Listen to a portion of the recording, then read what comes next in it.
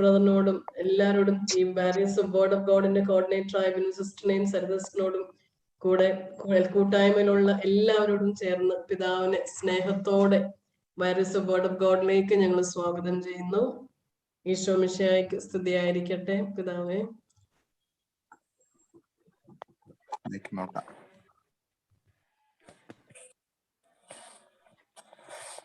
പിതാവിന്റെ mic mute.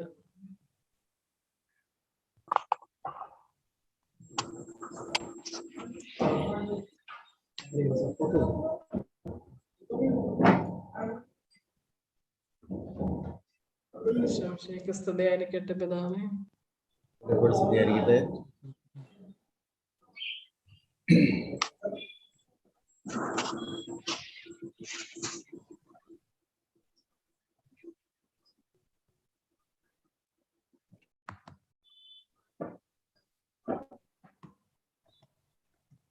കേൾക്കാവോ?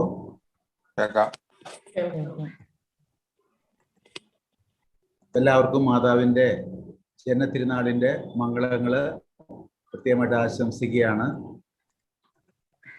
നമ്മൾ കുറച്ച് സമയം പരിശുദ്ധ അമ്മയുടെ ജീവിതവുമായി ബന്ധപ്പെടുത്തിക്കൊണ്ട് തന്നെ നമ്മുടെ ജീവിതം ക്രമപ്പെടുത്തേണ്ട ചില കാര്യങ്ങളിലേക്ക് ശ്രദ്ധ കൊണ്ടുവരാനായിട്ടാണ് ഞാൻ ഈ സമയം ആഗ്രഹിക്കുക.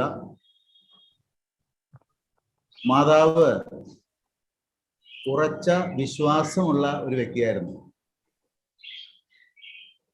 അതുകൊണ്ടാണ് മാനുഷികമായി ചിന്തിച്ചാല്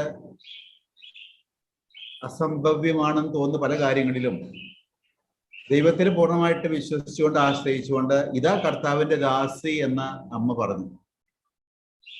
ഞാൻ പരിശുദ്ധ അമ്മയുടെ ജന്മതിരുനാൾ കൊണ്ടാടുന്ന അവസരത്തില് ഈ കൂട്ടായ്മയിലെ എൻ്റെ പ്രിയപ്പെട്ട സഹോദരങ്ങളോട് എനിക്ക് പറയാനുള്ള പങ്കുവെക്കാനുള്ളത് ഒരേ ഒരു കാര്യം ഇതാണ്. നമ്മള് പരിശുദ്ധ അമ്മയെ പോലെ ദൈവത്തില് ഉറച്ച വിശ്വാസമുള്ളവരാകണം. നമ്മൾ കത്തോലിക്ക വിശ്വാസത്തിന്റെ ഉടമകളാണ്. കാത്തലിക് ഫെയ്ത്ത് എന്ന് പറയുമ്പോൾ 4 തലങ്ങളിലാണ് നമ്മുടെ ചിന്ത പോകേണ്ടത്. ഒന്ന്, വിശ്വാസ പ്രമാണം. Catechism of the catholic church എന്ന് പറയുന്ന കത്തോലിക്ക സഭയുടെ മതബോധന ഗ്രന്ഥത്തില് ഈ 4 കാര്യങ്ങളാണ് വളരെ വിശദമായിട്ട് കൊടുത്തിരിക്കുന്നത്. ഒന്ന്, വിശ്വാസ പ്രമാണം. 2, ഈശോ പഠിപ്പിച്ച പ്രാർത്ഥന, സ്വർഗസ്ഥനായ പിതാവ് എന്ന പ്രാർത്ഥന. 3, 10 കൽപ്പനകള്. 4, 7 കൂദാശകള്. നമ്മുടെ വിശ്വാസ ജീവിതത്തിന്റെ ബേസ്, അടിസ്ഥാനം ഈ 4 ശിലകളാണ്, 4 കല്ലുകള്. അതാണ് നമ്മുടെ വിശ്വാസമാകുന്ന ഭവനത്തെ താങ്ങി നിർത്തുന്ന ശിലകള്.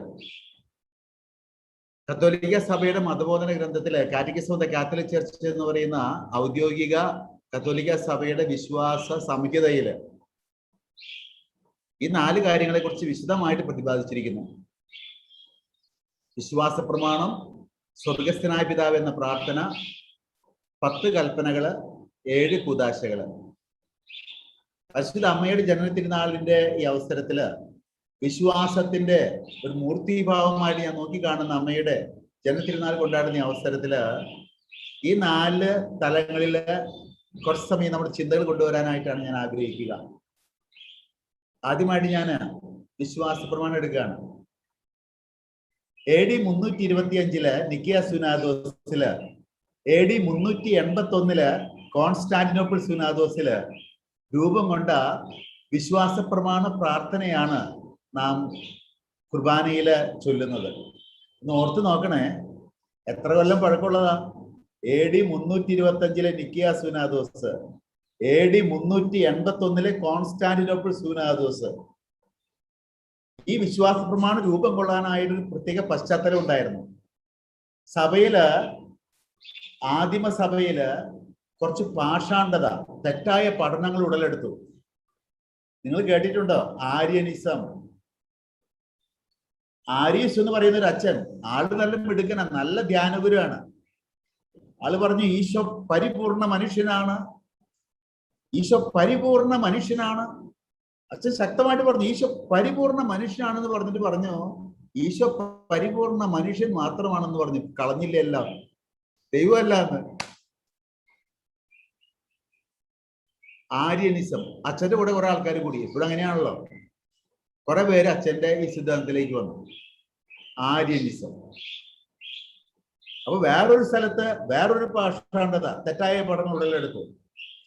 മോണോഫിസിറ്റിസം.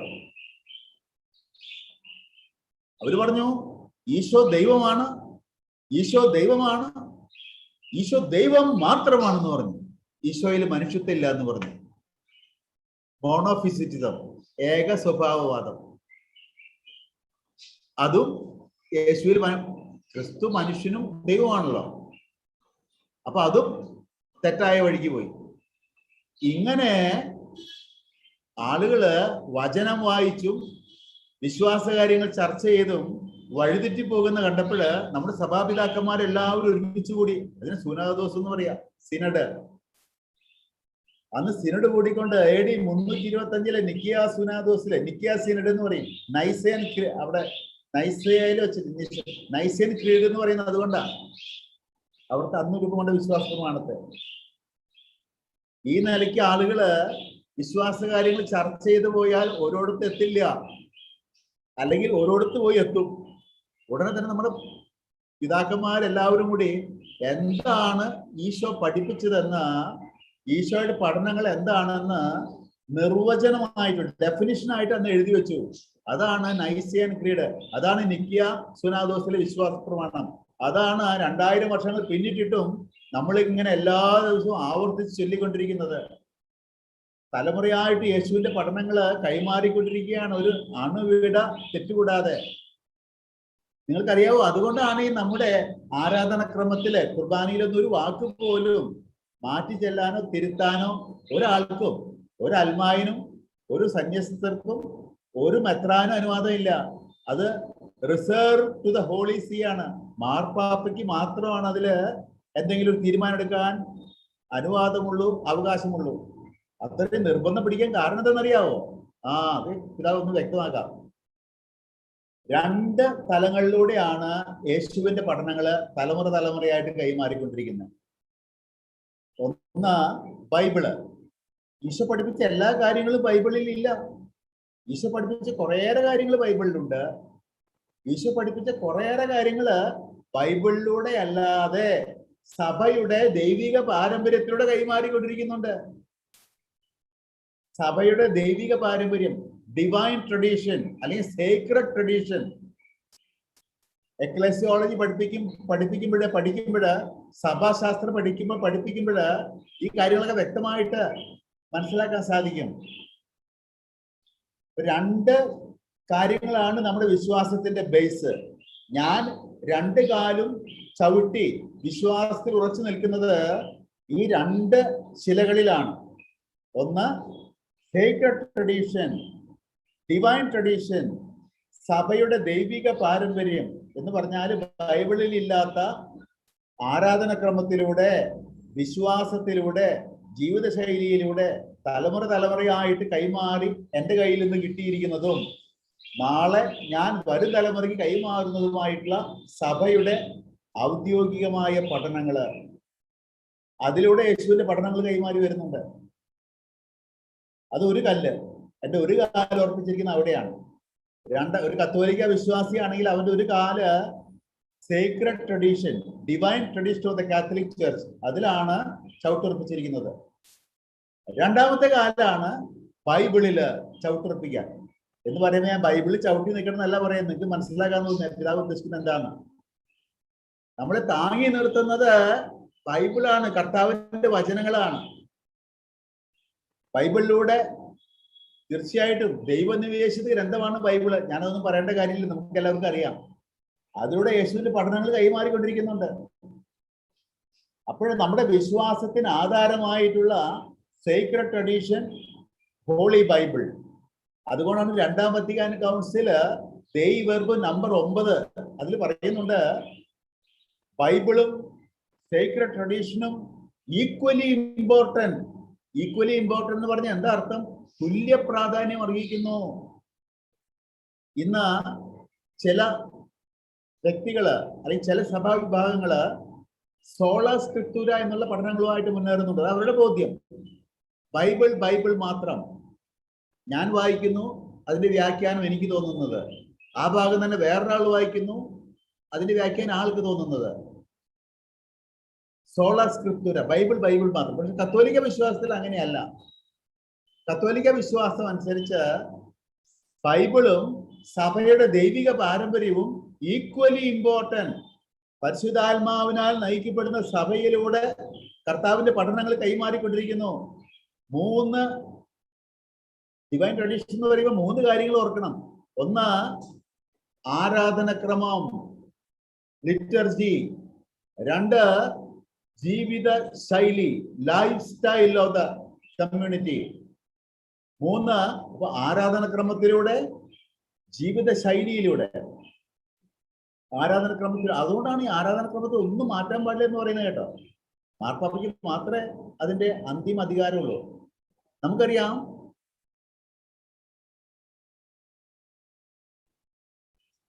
സാധാരണഗതിയില് എനിക്കറിഞ്ഞൂടാ, ഞാൻ അങ്ങോട്ടൊക്കെ പോയി കഴിഞ്ഞാൽ വഴി മാറിപ്പോകുന്ന എന്റെ സംശയം, കുറെ സമയം എടുക്കുമെന്നുള്ളത്. നമുക്ക് 23 വ്യക്തിഗത സഭകൾ നിങ്ങൾക്ക് അറിയാൻ ഞാൻ വിചാരിക്കുന്നു. കത്തോലിക്ക സഭ എന്ന് പറഞ്ഞാൽ 23 വ്യക്തിഗത സഭകളാണ്. ഓരോ ശിഷ്യനിൽ നിന്നും ആരംഭിച്ച് ഓരോ സമൂഹങ്ങൾ രൂപം കൊണ്ട് ആ സമൂഹങ്ങളിലൂടെ യേശുവിന്റെ പഠനങ്ങൾ കൈമാറി വരുന്ന 23 വ്യക്തിഗത സഭകൾ ഉണ്ടെന്ന് കത്തോലിക്ക സഭയില്. പത്രോസ് ലിഹായിൽ നിന്നും വിശ്വാസം സ്വീകരിച്ച് കൈമാറി വരുന്ന ഒരു സേക്രഡ് ട്രഡീഷൻ ആണ് ലാറ്റിൻ ചർച്ച്. ഒരു വ്യക്തിഗത സഭ, ഇൻഡിവിജ്വൽ ചർച്ചാണ് അത്. തോമസ് ലിഹായിൽ നിന്നും യേശുവിന്റെ പഠനങ്ങൾ സ്വീകരിച്ച് ഒരു സമൂഹത്തിലൂടെ കൈമാറി വരുന്ന ഒരു വ്യക്തിഗത സഭയാണ്, ഇൻഡിവിജ്വൽ ചർച്ചാണ് സീറോ മലബാർ ചർച്ച്. അതുപോലെ സീറോ മലങ്കര ചർച്ച്, ഗള്ളിക്കൻ, ബെലറൂസിയൻ, അംബ്രോസിയൻ, അങ്ങനെ മൊത്തം ലോകത്തില് ആകെ 23 വ്യക്തിഗത സഭകളുണ്ട്, ഇൻഡിവിജ്വൽ ചർച്ചസ് ഉണ്ട്. ആ ചർച്ചസിലൂടെ ഒക്കെ, ആ ചർച്ചസിന്റെ ഒക്കെ സേക്രഡ് ട്രഡീഷനിലൂടെ യേശുവിന്റെ പഠനങ്ങൾ കൈമാറി വരുന്നുണ്ട്. ബൈബിളിലൂടെയും കൈമാറി വരുന്നുണ്ട്. ഇത് റിട്ടൺ വേർഡ് ഓഫ് ഗോഡ് ആണ്, അത് അൺറിട്ടൺ വേർഡ് ഓഫ് ഗോഡ് ആണ്. ഇനി 23 വ്യക്തിഗത സഭകൾക്കും അതിൻ്റെതായിട്ടുള്ള തലവന്മാരുണ്ട്. സീറോ മലബാർ സഭയുടെ തലവനാണ് major archbishop George Alencherry പിതാവ്. സീറോ മലങ്കർ സഭയുടെ തലവനാണ് ക്ലീമിസ് പിതാവ്, നമുക്കറിയാം. ലത്തീൻ സഭയുടെ തലവനാണ് ഫ്രാൻസിസ് മാർപ്പാപ്പ. അതിന്റെ കൂടെ ഫ്രാൻസിസ് മാർപ്പാപ്പയ്ക്ക് ഡബിൾ റോൾ ഉണ്ട്. ഈ 23 സഭകളെയും കോർഡിനേറ്റ് ചെയ്യുന്നത്, അതിന്റെ മൊത്തത്തിലുള്ള ഹെഡും ഫ്രാൻസിസ് മാർപ്പാപ്പയാണ്. മറ്റുള്ള അജപാലന കാര്യങ്ങൾക്കൊക്കെ ഓരോ വ്യക്തിഗത സഭകൾക്ക് സ്വാതന്ത്ര്യം ഉണ്ടെങ്കിലും ഫെയ്ത്ത് ആൻഡ് മോറൽസ്, ഈ കാര്യങ്ങളിൽ അന്തിമ തീരുമാനം മാർപ്പാപ്പയാണ് എല്ലാ സഭകളിലും, 23 വ്യക്തിഗത സഭകളിലും.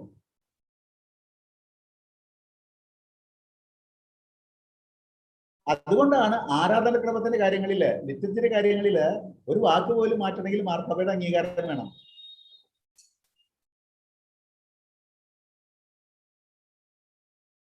നമ്മുടെ സീറോ മലബാർ സഭയില് ഔസേ പിതാവിന്റെ ഒരു പ്രാർത്ഥനാ വാക്ക് ചേർക്കാനായിട്ട് സിനഡ് തീരുമാനം എടുത്തു.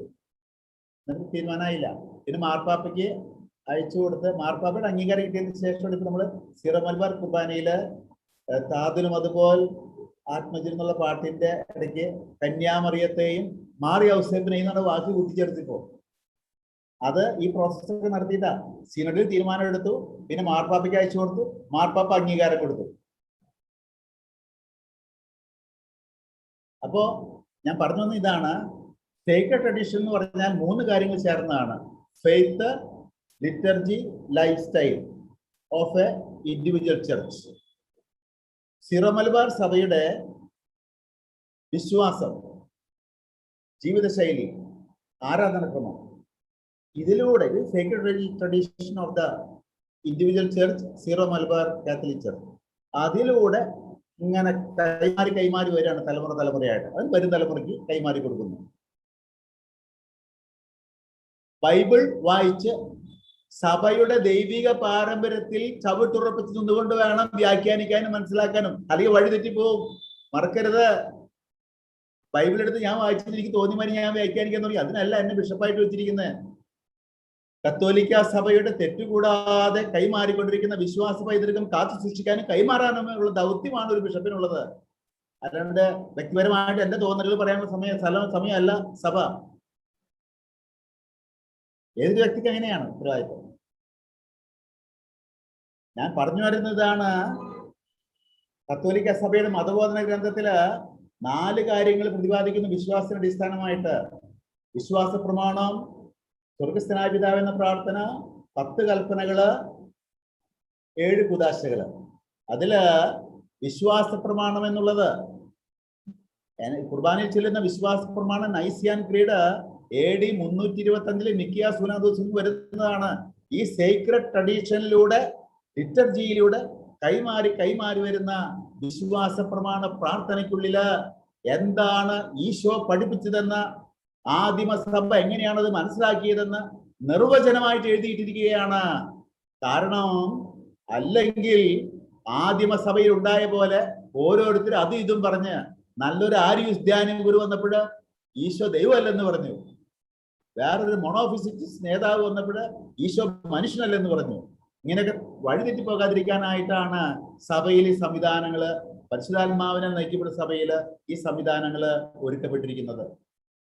അപ്പൊ നമ്മൾ മനസ്സിലാക്കുക, വിശ്വാസ പ്രമാണം അത് യേശുവിന്റെ പഠനങ്ങള് ഉൾക്കൊള്ളുന്ന വലിയ ഒരു നിധിയാണ്. ആദിമസഭയിൽ നിന്നും ആരാധനക്രമത്തിലൂടെ കൈമാറിക്കൊണ്ടിരിക്കുന്ന വലിയൊരു നിധി. ഇനിയും രണ്ടാമത്തെ വിശ്വാസത്തിന്റെ ചുവട് ഏതാണെന്ന് വിലയിരുത്തുമ്പോൾ ഈശോ പഠിപ്പിച്ച പ്രാർത്ഥന. ഞാൻ സാധാരണഗതിയിൽ എല്ലാ ദിവസവും 100 പ്രാവശ്യമെങ്കിലും 100 ടൈംസ് എങ്കിലും ഈശോ പഠിപ്പിച്ച പ്രാർത്ഥന ചൊല്ലാനായിട്ട് പരിശ്രമിക്കാറുണ്ട്. ഞാൻ ചൊല്ലുന്നുണ്ട് എല്ലാ ദിവസവും പറഞ്ഞ നുണ പറയണ്ടല്ലെന്ന് ഓർത്തിട്ടാ. ഞാൻ പരിശ്രമിക്കാറുണ്ട്. മിക്കവാറും ദിവസങ്ങളിലൊക്കെ ചൊല്ലുന്നുണ്ട് 100 സ്വർഗസ്ഥനായ പിതാവേ എന്ന പ്രാർത്ഥന. കാരണം ഞാൻ ആലോചിക്കുമ്പോൾ ഇതിലും വിശിഷ്ടമായൊരു പ്രാർത്ഥന എന്തിരിക്കുന്നു? ദൈവമായ ഈശോ നിങ്ങൾ ഇങ്ങനെ പ്രാർത്ഥിക്കുവിൻ എന്ന് പറഞ്ഞ് പഠിപ്പിച്ചിട്ടുള്ള ഈ പ്രാർത്ഥനയെക്കാളും വലിയൊരു പ്രാർത്ഥന എന്താണ്? നിങ്ങളെ പ്രാർത്ഥന ഒന്ന് പഠിച്ചിട്ടുണ്ടോ? പ്രാർത്ഥന വിലയിരുത്തിയിട്ടുണ്ടോ? ഉണ്ടാകും, ധ്യാനിച്ചിട്ടുണ്ടാകും. നിങ്ങളൊക്കെ നല്ല മനുഷ്യരാണ്. നല്ല മനുഷ്യർ മാത്രമല്ല ഇങ്ങനെയൊരു ധ്യാന പ്രാർത്ഥന കൂട്ടായ്മകൾക്ക് ഉണ്ടാവുള്ളൂ. ഇത് കേൾക്കേണ്ടവർ വേറെ ആളുകളാണ്. ഈശോ പഠിപ്പിച്ച പ്രാർത്ഥനയിൽ ശ്രദ്ധിച്ചിട്ടുണ്ടെങ്കിൽ അറിയാം, ആദ്യമൊന്നും യാചന പ്രാർത്ഥനകളല്ല. സ്വർഗസ്ഥനായ ഞങ്ങളുടെ പിതാവേ, അങ്ങയുടെ നാമം പൂജിതമാകണമേ, അങ്ങയുടെ രാജ്യം വരണമേ, അങ്ങയുടെ തിരുമനസ് സ്വർഗത്തിലെ പോലെ ഭൂമിയിലുമാകണമേ. കണ്ടോ, എല്ലാം ദൈവത്തെ സ്തുതിക്കലും ദൈവത്തെ മഹത്വപ്പെടുത്തലും ദൈവത്തിന്റെ കാര്യങ്ങള് വർണ്ണിക്കലുമാണ്. അല്ലാണ്ട് അത് താ, ഇത് താ, ചോറ് താ, ജോലി താ, കാശ് താ, ഇങ്ങനൊന്നല്ല. ആദ്യത്തെ പകുതി ഭാഗം അതാണ്. സ്വർഗസ്ഥനായ ഞങ്ങളുടെ പിതാവേ, ഒന്ന് ചിന്തിച്ചേ, ഞങ്ങളുടെ പിതാവേ എന്ന് വിളിക്കുന്നേ.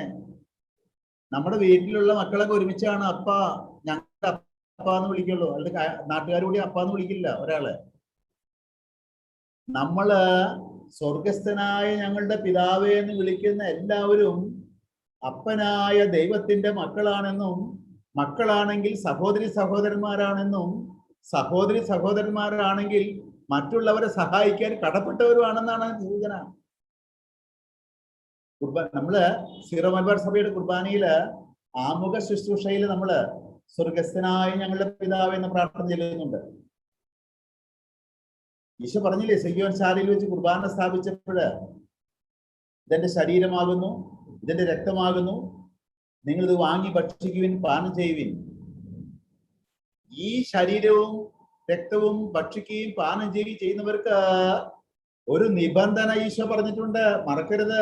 മത്തായി സുവിശേഷം 5-ാം അധ്യായം 23-24 തിരുവചനങ്ങള്. കുർബാനയ്ക്ക് പോകുമ്പോ എന്നും ഈ വചനം വായിച്ചിട്ട് പോണം.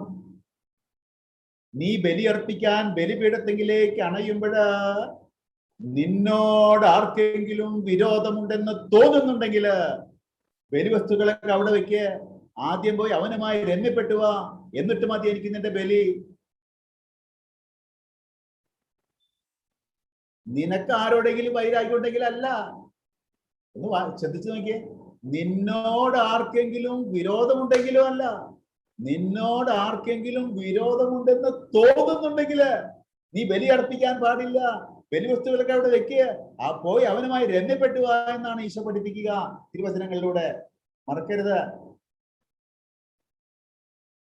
വെറുപ്പ്, വിദ്വേഷം, വൈരാഗ്യം, പക, ഇതൊക്കെ വിഷമാണ്. വിഷം. ഈ വിഷം ഇറക്കിക്കളയാൻ കഴിയുന്നില്ലെങ്കിൽ ഫലം ഉണ്ടാകില്ലെന്ന് മാത്രമല്ല, ദൂഷ്യഫലങ്ങൾ ഉണ്ടാകും. ചിലപ്പോൾ മരണം വരെ സംഭവിക്കും വിഷം ഇറക്കി കളഞ്ഞില്ലെങ്കിൽ. വെറുപ്പാകുന്ന വിഷം ശരീരത്തിന് ഇറക്കി കളയണം.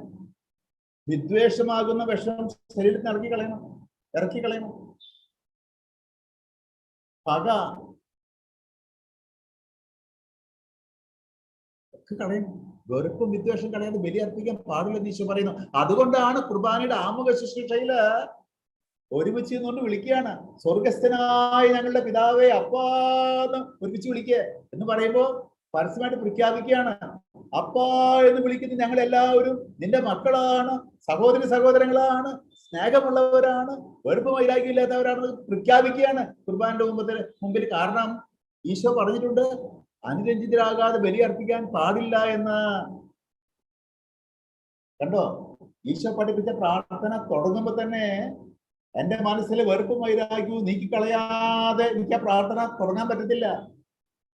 ഞങ്ങളുടെ പിതാവേ എന്ന് വിളിക്കാൻ പറ്റത്തില്ല. ഞങ്ങൾ എന്ന് പറയുമ്പോൾ ബഹുവചനമാണ്. എന്റെ പിതാവേ എന്നല്ല വിളിക്കുന്നത്, ഞങ്ങളുടെ പിതാവേ. അങ്ങയുടെ നാമമാകണമേ, അങ്ങയുടെ രാജ്യം വരണമേ, എന്റെ രാജ്യം വരണമേ എന്നല്ല. നമ്മുടെ ഉള്ളിന്റെ ഉള്ളില് നമുക്കൊക്കെ സ്വന്തമായുള്ള മനക്കോട്ടകളാണ്. നമ്മളെപ്പോഴും ദൈവത്തെ പിടിച്ച് എന്റെ ലൈനിലേക്ക് കൊണ്ടുവരാനാണ് നോക്കിക്കൊണ്ടിരിക്കുക. നമ്മൾ പ്രാർത്ഥനകൾക്കൊന്ന് വിലയിരുത്തിയാൽ നമുക്ക് അറിയാം. ഞാൻ ദൈവമേ നിനക്ക് മുഴുവൻ തരുന്നു എന്നൊക്കെ പറയും. കർത്താവ് നിനക്ക് ഞാൻ മുഴുവൻ തരുന്നു, എന്നെ മുഴുവനായി സമർപ്പിക്കുന്നൊക്കെ പറയും. നാവ് കൊണ്ട് നല്ല പടപടയും. പക്ഷെ ഉള്ളിന്റെ ഉള്ളില് ദൈവമേ നീ ഞാൻ വരച്ച വരയിലേക്ക് ഇങ്ങോട്ട് വരണമേ, എന്റെ പ്ലാനും പദ്ധതികളും നിറവേറ്റി തരണമേ. ഇതൊക്കെ നമ്മുടെ പ്രാർത്ഥനകള്. നിന്റെ രാജ്യം വരണമേ, നിന്റെ തിരുമനസ് സ്വർഗത്തിലെ പോലെ ഭൂമിയിലുമാകണമേ. എന്റെ തിരുമനസ്സല്ല, നിന്റെ തിരുമനസ്. നമ്മുടെ വ്യക്തിപരമായ പ്രാർത്ഥനകളൊക്കെ ഒന്ന് റെക്കോർഡ് ചെയ്ത്, നിങ്ങൾ ഉറക്കെ പറഞ്ഞിട്ട് റെക്കോർഡ് ചെയ്തൊന്ന് കേട്ട് നോക്കിയേ. ഒക്കെ നിന്റെ തിരുമനസ്സല്ല, എന്റെ തിരുമനസ് വരട്ടെ എന്നുള്ളതായിരിക്കും. ജോലി കിട്ടണമെന്ന്, മകളുടെ കല്യാണം നടക്കണമെന്ന്, എല്ലാം എന്റെ മനസ്സ് നിറവേറാനുള്ള പ്രാർത്ഥനകളാണ് നമ്മുടെ. ഈശോ പഠിപ്പിച്ച പ്രാർത്ഥന അങ്ങനെ ആയിരുന്നില്ല. സ്വർഗസ്ഥനായ ഞങ്ങളുടെ പിതാവേ, അങ്ങയുടെ നാമം പൂജിതമാകണമേ, അങ്ങയുടെ രാജ്യം വരണമേ, അങ്ങയുടെ തിരുമനസ് സ്വർഗത്തിലെ പോലെ ഭൂമിയിലുമാകണമേ. രണ്ടാമത്തെ ഭാഗത്താണ് യാചനാ പ്രാർത്ഥനകൾ കർത്താവ് കൊടുക്കുന്നുള്ളൂ.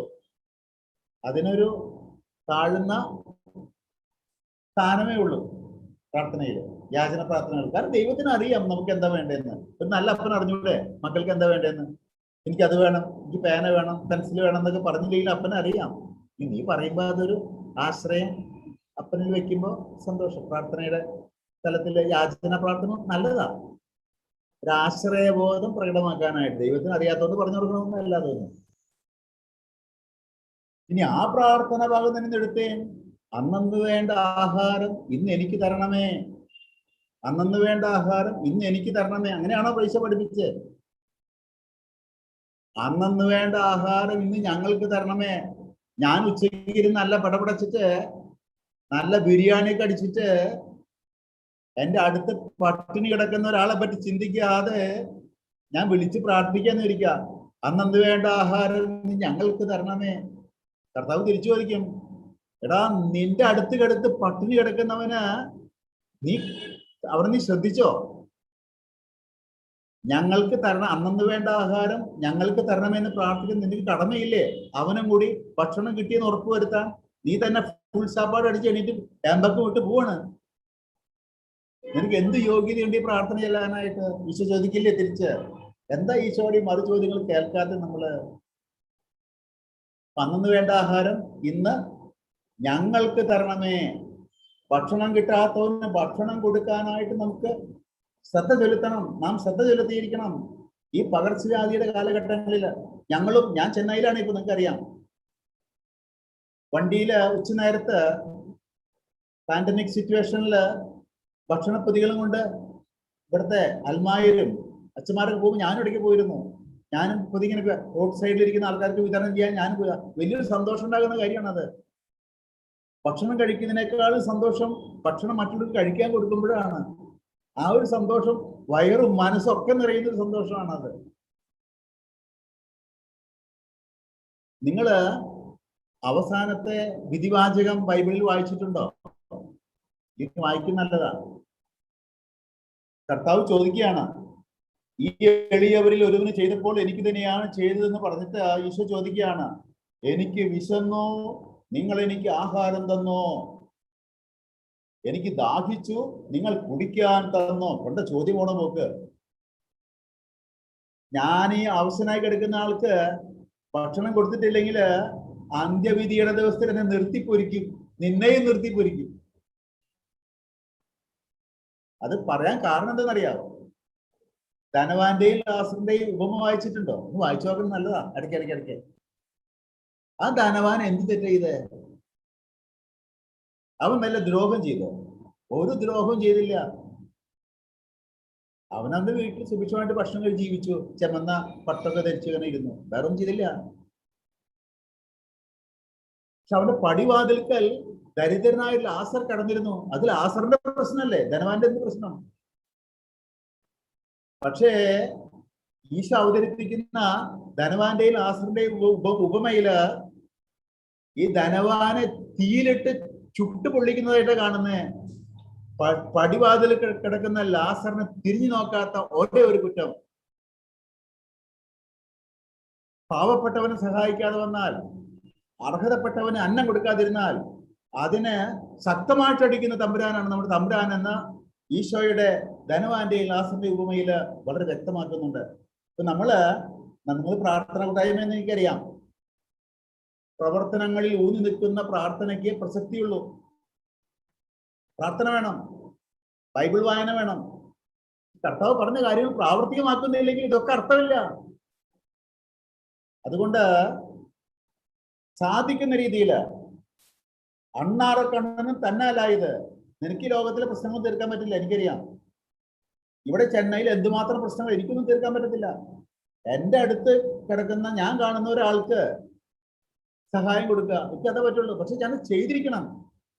അത് ചെയ്യുന്നില്ലെങ്കിൽ കൃത്യവിലോപമാണ് എൻ്റെ ഭാഗത്തുനിന്ന്.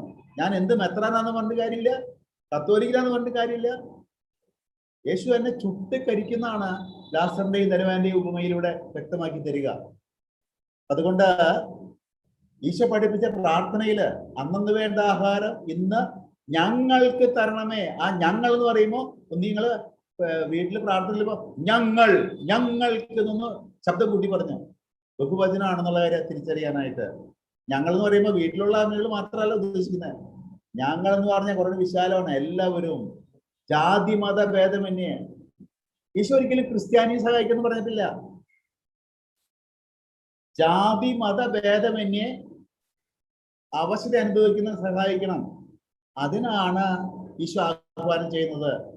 ഈശോ പഠിപ്പിച്ച പ്രാർത്ഥനയില്, യാചനാ പ്രാർത്ഥനയുടെ ആരംഭത്തിൽ തന്നെ ബഹുവചനം ഉപയോഗിച്ചിരിക്കുന്നത് അതുകൊണ്ടാണെന്ന് ഞാൻ വ്യക്തിപരമായിട്ട് വിശ്വസിക്കുന്നു. മറ്റുള്ളവരെ സഹായിക്കണം, പാടുള്ള രീതിയിൽ സഹായിക്കണം. അവന് നീ കർത്താവിന്റെ ഭൗതിക ശരീരത്തിലെ അവയവമാണല്ലോ നീ. നമ്മുടെ കർത്താവിന്റെ ഭൗതിക ശരീരത്തിലെ അവയവങ്ങളാണ്. യേശു ശിരസ്, കയ്യ്, കാല്, മൂക്ക്, കണ്ണ്, നാക്ക്, നമ്മളൊക്കെ അങ്ങനെയാണ്. ഒരു അവയവത്തിന് വിശക്കുമ്പോ എനിക്കും വിശക്കണം. നിന്റെ കൈ മാത്രം വിശക്കുമോ? നമ്മൾ വിശക്കുമെന്ന് പറഞ്ഞാൽ എനിക്ക് മുഴുവൻ വിശക്കും മൊത്തമാണ് ഞാൻ അനുഭവിക്കേണ്ടത്. ശരീരത്തിൽ വിശക്കുന്നു, എനിക്ക് വേദനിക്കുന്നു. എനിക്ക് ഒരവയവത്തിന് വിശപ്പുണ്ടാകുമ്പോൾ ആ വിശപ്പ് എൻ്റെ വീട് വിശപ്പാണ്. അത് തീർക്കാനുള്ള പരിശ്രമം ഞാനൂടി ചെയ്യണം. പിതാവ് ഞാൻ ഒത്തിരിയാണ് ചുറ്റി കറങ്ങുന്നില്ല, ഞാൻ നീങ്ങാണ്. അന്നു വേണ്ട ആഹാരം ഞങ്ങൾക്ക് തരണമേ. ഞങ്ങളുടെ കടക്കാരോട് ഞങ്ങൾ ക്ഷമിക്കുന്ന പോലെ ഞങ്ങളുടെ കടന്ന് ഞങ്ങൾ ക്ഷമിക്കണമേ. നോക്കിയേ, ഞങ്ങളോട് തെറ്റ് ചെയ്യുന്നവരോട് ഞങ്ങൾ ക്ഷമിക്കുന്ന പോലെ ഞങ്ങളുടെ തെറ്റുകൾ ഞങ്ങളോട് ക്ഷമിക്കണമേ. ഈ പ്രാർത്ഥനയ്ക്ക് ഒരു വലിയ എതിർ ധ്വനിയുണ്ട്. അത് ഈശോ വളരെ സൂത്രത്തോടെ വെച്ചിരിക്കുന്ന ഒരു എതിർധ്വനിയായിട്ട് ഞാൻ നോക്കി കാണുക. ഞാൻ ഈ പ്രാർത്ഥന വേറെ രീതിയിൽ ചെല്ലട്ടെ. ഞങ്ങളോട് തെറ്റ് ചെയ്യാത്തവരോട് ഞങ്ങൾ ക്ഷമിക്കാത്തതുപോലെ ഞങ്ങളുടെ തെറ്റുകൾ ഞങ്ങളോടും ക്ഷമിക്കല്ലേ കർത്താവേ. അങ്ങനെ ആരെങ്കിലും പ്രാർത്ഥിക്കോ? ശരിക്കും അതല്ലേ പ്രാർത്ഥിക്കുന്നേ. ഞങ്ങളോട് തെറ്റ് ചെയ്യുന്നവരോട് ഞങ്ങൾ ക്ഷമിക്കാത്തതുപോലെ കർത്താവെ ഞങ്ങളോടും നീ ക്ഷമിക്കല്ലേ എന്നാ അറിയാണ്ട് പ്രാർത്ഥിച്ചുകൊണ്ടിരിക്കുന്നത്. ഞാൻ മനസ്സിൽ ആരോടും ക്ഷമിക്കാത്തതുണ്ടെങ്കിൽ പിതാവ് എത്രയൊക്കെ പറഞ്ഞാലും എനിക്കറിയാം മനസ്സിൽ നിന്ന് വെറുപ്പും വൈരാഗ്യമൊന്നും ആളുകളിൽ പോകത്തില്ല. ഞാൻ കുറെ പള്ളികളിലൊക്കെ ഇരുന്നതാ, ഞാൻ കുറെ ധ്യാനങ്ങളിലൊക്കെ സഹായിക്കാൻ നടന്നതാ, ഞാൻ പലരുടെയും കൗൺസിലിങ്ങിന് സഹായിക്കാൻ ഇരുന്നതാ. ഇതൊക്കെ പറഞ്ഞാലും എല്ലാം കേൾക്കും.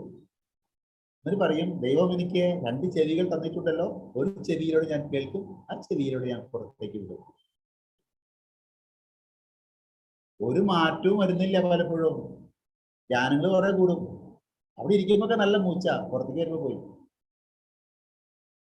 ഞാന് വെല്ലൂർ ഇടവകയില് ഈ ഹോസൂർ രൂപതയിലെ ശുശ്രൂഷയാണ് എന്നെ ഏൽപ്പിച്ചിരിക്കുന്നത്. ഹോസൂർ രൂപത എന്ന് പറഞ്ഞാൽ വലിയൊരു രൂപതയാ.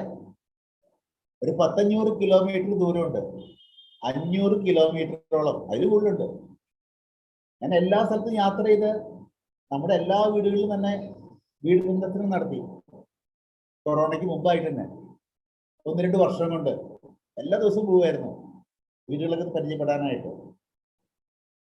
അപ്പൊ അതിലൊരു ഇടവകയാണ് വെല്ലൂർ ഇടവക. നിങ്ങൾ കേട്ടല്ലേ വെല്ലൂർ എന്ന്? ആ വെല്ലൂർ ഇടവകയിലെ ആദ്യ കുർബാന സ്വീകരണത്തിന് കഴിഞ്ഞ മാസം ഞാൻ ചെന്നു. അപ്പോ ഞായറാഴ്ചയാണ് ആദ്യ കുർബാന സ്വീകരണം. തലേ ദിവസം വൈകുന്നേരം ഞാൻ അവിടെ ചെന്നു. അവിടെ ചെന്നിട്ട് കുട്ടികളെ കണ്ടു. അധികം കുട്ടികളൊന്നുമില്ല, ഒരു 5-6 കുട്ടികളുണ്ടായിരുന്നുള്ളൂ. ഒരു പെൺകുട്ടിയുണ്ട്. നിന്റെ പേരെന്നാടി? ഏഞ്ചൽ. നിന്റെ പേരെന്നാടാ? അങ്ങനെ പേരുകളൊക്കെ ചോദിച്ചു. അവസാനം കുട്ടികളോട് പറഞ്ഞ ഒരു കുമ്പസാരം കഴിഞ്ഞ് നിൽക്കുകയാണ്.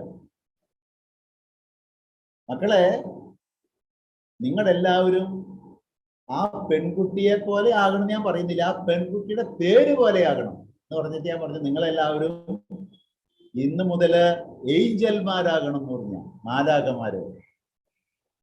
ഇന്നത്തെ പുതിയ കുട്ടികളുടെ സ്റ്റൈല് അപ്പ മറുപടിയാണല്ലോ. ബാക്ക് ആൻസറിങ് എന്ന് പറഞ്ഞാൽ അതൊരു ഫാഷനാണ്. ഞാനത് പറഞ്ഞ വഴിക്ക് ഒരു കൊച്ചുകുട്ടിയിൽ പറയാണ്, ഇന്നും നാളെയും ഞങ്ങൾ അങ്ങനെയാവും, നാളത്തെ കഴിഞ്ഞാൽ മാറ്റം വരും എന്ന് പറഞ്ഞാൽ ഇന്ന് കുമ്പസാരവും നാളെ കുർബാന സ്വീകരണം, മറ്റന്നാൾ തൊട്ട് വേറെ ലൈഫിലേക്ക് പോകുന്നു ഇന്നാലും തീരുമാനമെടുത്ത് വെച്ചിരിക്കുക. ഞാൻ പറഞ്ഞു, ഓരാ, നമുക്ക് ഈശോയെ നിങ്ങൾ സ്വീകരിക്കാൻ പോകണം. ഇന്ന് മുതല് നിങ്ങള് മാറ്റം എന്നും ഉണ്ടാകണം. നിങ്ങൾ എന്നും ഈശോയെ സ്വീകരിക്കുന്നവരാണ്. വെറുപ്പും വൈരാഗ്യമൊന്നും പാടില്ല, മനസ്സിലാരോടും വിദ്വേഷം പാടില്ല. ആര് നിങ്ങളോട് എന്ത് ചെയ്താലും നിങ്ങൾ ക്ഷമിക്കാൻ തയ്യാറാകണം. കാരണം തെറ്റ് ചെയ്യുന്നവർ ക്ഷമിക്കുന്നില്ലെങ്കിൽ നിങ്ങൾ തെറ്റ് നിങ്ങൾ ക്ഷമിക്കില്ലെന്നാണ് ഈശോ പഠിപ്പിക്കുന്നത്. പിന്നെ തുടർന്ന് പ്രാർത്ഥന ശ്രദ്ധിച്ചേ, പ്രലോഭനങ്ങളിൽ ഉൾപ്പെടുത്തരുതേ, തിന്മയിൽ നിന്ന് രക്ഷിക്കണമേ. ഞാൻ ഇടയ്ക്ക് ധ്യാനിക്കാറുണ്ട്, ചിന്തിക്കാറുണ്ട്, എന്തിനാ ഈ 2 പ്രാവശ്യം ഇത് പറയണേ? തിന്മയിൽ നിന്ന് രക്ഷിക്കണമേ എന്ന് മാത്രം പറഞ്ഞാൽ പോരെ? പ്രലോഭനങ്ങളിൽ ഉൾപ്പെടുത്തല്ലേ, തിന്മയിൽ നിന്ന് രക്ഷിക്കണമേ 2 പ്രാവശ്യം പറയണേ എന്തിനാ? പിന്നെ ആലോചിക്കുമ്പോ ശരിയാ, തിന്മയിൽ നിന്നും രക്ഷിക്കണമേ എന്ന് പറഞ്ഞാൽ മനസ്സിലാക്കാം. പിന്നെ ഇതിനെ പ്രലോഭനങ്ങൾ ഉൾപ്പെടുത്തല്ലേ എന്ന് വീണ്ടും ആവർത്തിച്ച് പറയുന്ന പ്രാർത്ഥനയിൽ ഞാൻ മനസ്സിലാക്കുക, നമ്മളൊക്കെ ബലഹീനരാണ്. നല്ല പ്രലോഭനങ്ങൾ വന്നാൽ ഞാനും നിങ്ങളൊക്കെ വീണു പോകും. ഞാൻ ഇനിമേൽ ആരോടും ദേഷ്യപ്പെടില്ല തീരുമാനമെടുത്ത കാലത്ത് തന്നെ. 10 മണിക്ക് ഓഫീസിൽ ചെന്നിരുന്നു. ഒരാൾ വന്ന് ഒരു കൊണിച്ചം പറഞ്ഞു, അടുത്ത ആൾ വന്ന് അടുത്ത കൊണിച്ചം പറഞ്ഞു, 3-ാമത്തെ ആൾ വന്ന് കൊണിച്ചം പറഞ്ഞു, എനിക്കും ദേഷ്യം വന്നു. കണ്ടോ, എൻ്റെ എല്ലാ പ്രതിജ്ഞയും പോയി. ഞാൻ പ്രതിജ്ഞയ്ക്ക് എടുത്ത പള്ളിയിലിരുന്ന്. നല്ല പ്രലോഭനങ്ങൾ വരുമ്പോൾ നമ്മൾ ആരും വീണു പോകും. അതുകൊണ്ട് ഈശോയോട് പ്രാർത്ഥിക്കുകയാണ്, പ്രലോഭനങ്ങളിൽ ഉൾപ്പെടുത്താതെ കൂടി നോക്കണേ കർത്താവേ, അല്ലെങ്കിൽ നമ്മൾ ബലഹീനനാണ്, നമ്മൾ ആള് വീക്കാണ്, വീണു പോകും. അതുകൊണ്ട് പ്രലോഭനങ്ങളിൽ ഉൾപ്പെടുത്തരുതേ എന്നുകൂടി പ്രാർത്ഥന ശകലം കൂട്ടിച്ചേർത്തിരിക്കുകയാണ്. പാപ സാഹചര്യങ്ങൾ നമ്മളെയൊക്കെ മോശമാക്കുന്നത്. ഞാനൊരു ബിഷപ്പാണ്, എനിക്കിവിടെ പാപ സാഹചര്യങ്ങൾ കുറവാണ്. ഒരുപക്ഷെ ഒരു മദ്യപാനിയോ അല്ലെങ്കിൽ ഒരു മോശമായ ഒരു സാഹചര്യത്തിൽ ജീവിക്കുന്ന ഒരു വ്യക്തിയാണെങ്കിൽ അവൻ പ്രലോഭനങ്ങൾക്കുള്ള സാഹചര്യം കൂടുതലാണ്. ആ പ്രലോഭനങ്ങളെ അതിജീവിക്കാൻ അവൻ കുറെ പരിശ്രമിച്ച് കുറെ നടക്കുന്നുണ്ട്, കുറെ പ്രലോഭനം വീണ് പോകുന്നുണ്ടെങ്കിൽ പോലും എന്നെക്കാളും ദൈവത്തിന്റെ മുമ്പില് യോഗ്യതയുള്ളവൻ ആ പാപിയായിരിക്കും. കാരണം അവൻ അത്രയും പ്രലോഭനങ്ങൾ അതിജീവിക്കാനായിട്ട് പരിശ്രമിച്ചു. ദൈവ പരിശ്രമത്തിന്റെ തോത് നോക്കിയിട്ടാണ് വിലയിരുത്തുന്നത് ഒരു വ്യക്തി യോഗ്യതയുള്ളവനോ അല്ലയോ എന്ന്. പാപ സാഹചര്യങ്ങള് ഒഴിവാക്കാനായിട്ട് പ്രത്യേകം പ്രാർത്ഥിക്കണം, പരിശ്രമിക്കണം. രണ്ടു കാര്യം പ്രത്യേകം ഓർത്തിക്കണം ഈ പ്രാർത്ഥനയെ ബന്ധപ്പെടുത്തിക്കൊണ്ട്. എന്നോട് ഒരിക്കൽ ഒരു കള്ളുകുടിയൻ മൂക്കറ്റ മദ്യപിച്ച് ഇങ്ങനെ സൈക്കിളിൽ നിന്ന് നടക്കുന്ന ഒരുത്തൻ അവനെ കൈകൊട്ടി കൊടുത്തു, ഇത് വന്നേ. അവൻ വന്നു. ഈ മദ്യപാനികൾക്ക് ഈ ഉടുപ്പ് കണ്ട ഒരു പ്രത്യേക സ്നേഹമാണ്, അച്ഛന്മാരുടെ പ്രത്യേക ഇഷ്ടമാണ് മദ്യപാനികൾക്ക്. പെരുന്നാൾക്കൊക്കെ നമ്മൾ പറമ്പിൽ പോയി നിന്ന് കഴിഞ്ഞാല് വെള്ളടിച്ച ആൾക്കാർ നിൽക്കുന്നതിന് ചിലപ്പോൾ ഞാൻ കണ്ടിട്ടുണ്ട് ചില കള്ളുടിയന്മാര് ഉടുക്കുമ്പോ ഇങ്ങനെ തൊട്ടുമുത്തുന്നൊക്കെ കണ്ടിട്ടുണ്ട്. മദ്യപാനികൾക്ക് ഒരു പ്രത്യേക സ്നേഹ അച്ഛന്മാർ. ഇവൻ വന്ന് കള്ളുടിയൻ വന്ന് എൻ്റെ അടുത്ത് സൈക്കിളിൽ കൊണ്ടുവന്നു, ആടി വന്നു. ഞാൻ ചോദിച്ചു വളരെ സ്നേഹത്തിൽ, ചേട്ടാ ഇങ്ങനെ വെള്ളടിച്ച് നടന്നാൽ മതിയോ? മോള് കല്യാണപ്രായം ആയില്ലേ, കെട്ടിക്കണ്ടേ, ഒരു ഉത്തരവാദിത്തത്തിൽ നടന്നാൽ മതിയോ? ചേട്ടൊരു കാര്യം ചെയ്യും, ഒരു ധ്യാനത്തിൽ കൂടാൻ പോണം. ഈ ചേട്ടൻ പറഞ്ഞു, അച്ഛൻ പറഞ്ഞ മാറി ഞാൻ എന്തും ചെയ്യും. ഈ ചേട്ടൻ പറഞ്ഞ പോലെ തന്നെ ചെയ്തു കേട്ടോ. ധ്യാനത്തിന് പോയി. ഞാൻ പറഞ്ഞിട്ട് ധ്യാനം കൂടിയിട്ട് ഒരു അറിവ് വന്നു എൻ്റെ അടുത്ത് ഈ പള്ളിമുറിയിൽ. ഇദ്ദേഹം പറയാണ്, അച്ഛോ നല്ല അടിപൊളി ധ്യാനായിരുന്നു, വചനങ്ങൾ ഇങ്ങനെ മട പോലെ പെയ്യായിരുന്നു. ഞാനേ തീരുമാനം എടുത്ത് വെച്ചാ ഞാനിനി മദ്യപിക്കില്ല, മദ്യം തൊടില്ല, ഇനി മദ്യപിക്കുന്നവരെ കണ്ടാൽ മിണ്ടത്തില്ല. ഒരു ഭയങ്കര ഓവർ കോൺഫിഡൻസ്. മദ്യപിക്കില്ല, മദ്യം തൊടത്തില്ല, മദ്യപിക്കുന്നവരെ കണ്ടാൽ മിണ്ടത്തില്ലെന്ന്. ദൈവം, ഇത് ഭയങ്കര ഓവർ കോൺഫിഡൻസ് ആണല്ലോ. ഞങ്ങൾ ചിന്തിച്ചു, ചതിക്കോ, ഇത് എത്ര നാൾ പിടിച്ചു വെക്കാവോന്ന് ശങ്കയുടെ ഉള്ളിലുണ്ടായി. എന്റെ കണക്ക് കൂട്ടിൽ തെറ്റിയില്ല. ആദ്യം ദിവസം കഴിയുന്നതിന് മുമ്പ് ഞാൻ നോക്കിയപ്പോ ഇയാള് വീണ്ടും സൈക്കിളിൽ ആടി പോവാണ്. കുറച്ചാൾ കണ്ടില്ല. ഞാൻ വീണ്ടും ഇയാളെ കൈയോട്ടി വിളിച്ചു, ചേട്ടാ അങ്ങോട്ട് വന്നേ. ഇയാൾ സൈക്കിൾ കൊണ്ട് ഉന്തി ആടി എൻ്റെ അടുത്ത് വന്നു. ഞാൻ വെറുതെ ഒരു ഡയലോഗ് അങ്ങനെ തിരിച്ചു വിട്ടു. ധ്യാനം കഴിഞ്ഞ് വന്നിട്ട് എന്നോട് ഡയലോഗുകൾ പറഞ്ഞില്ലേ, ആ ഡയലോഗ് ഞാൻ തിരിച്ചു വിട്ടിയ. ഞാൻ വെറുതെ എന്നിട്ട് പറഞ്ഞു, ഞാൻ മദ്യപിക്കില്ല, ഞാൻ മദ്യം തൊടത്തില്ല, ഞാൻ മദ്യപിക്കുന്നവരെ കണ്ട മിണ്ടത്തില്ല. അപ്പൊ ഇയാൾ എന്നോട് ഒരു ഡയലോഗ് പറഞ്ഞു, അച്ഛൻ പറയുന്ന അർത്ഥമൊക്കെ എനിക്ക് മനസ്സിലായി. ഞാൻ കുടിച്ചു എന്ന് പറഞ്ഞാൽ ശരി അച്ഛാ, പക്ഷെ എന്റെ പ്രശ്നമല്ല അച്ഛാ. ഈ ഒടങ്കൊല്ലി സൈക്കിളില്ലേ, ഇവൻ അതിന്റെ കാരണക്കാരനാണ്. ഒടങ്കൊല്ലി സൈക്കിളാ കാരണം. അയാൾ പറയായിരുന്നേ, ഞാൻ വൈകുന്നേരം ആകുമ്പോ ഈ സൈക്കിളിൽ കയറി നമ്മൾ ചവിട്ടാൻ തുടങ്ങുമ്പോ ഈ സൈക്കിൾ എന്നെ വലിച്ചു കൊണ്ടുപോകാണ് കള്ളിട്ടാപ്പിരിക്കുന്നത്. അതുകൊണ്ട് ഈ ഒടങ്കൊല്ലി സൈക്കിളാണ് എന്റെ മദ്യപാനത്തിന് കാരണം എന്ന മദ്യപാനിയായ മകൻ പറഞ്ഞത് 100% ശരിയാണ്. പാപ സാഹചര്യം. എന്നും ഈ സൈക്കിളിൽ കയറി വൈകുന്നേരം ആകുമ്പോൾ കള്ളുടിക്കാൻ പോകുന്ന ആള് ധ്യാനം കൂടി വന്നിട്ട് ആ വൈകുന്നേരം നേരത്തെ സൈക്കിൾ എടുത്ത് ചവിട്ടരുത്. അത് വീട്ടിൽ വെച്ച് പൂട്ടി താക്കോല് കയ്യത്തോടത്തേക്ക് എറിയണം.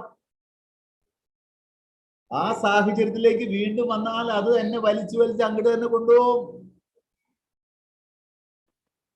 പാപ സാഹചര്യങ്ങൾ ഒഴിവാക്കണം. അതുകൊണ്ട് പിതാവ് പറഞ്ഞ് തിന്മയിൽ രക്ഷപ്പെടണമെങ്കിൽ പ്രലോഭനങ്ങളിൽ ഉൾപ്പെടാതിരിക്കണം. പ്രലോഭനങ്ങളിൽ ഉൾപ്പെടുത്തല്ലേ എന്ന് കർത്താവിനോട് ശക്തമായി പ്രാർത്ഥിക്കണം. തന്നെയുമല്ല, പ്രലോഭനങ്ങൾ ഉൾപ്പെടാതിരിക്കാനായിട്ട് പരമാവധി നമ്മുടെ ഭാഗത്ത് പരിശ്രമിക്കുകയും ചെയ്യണം.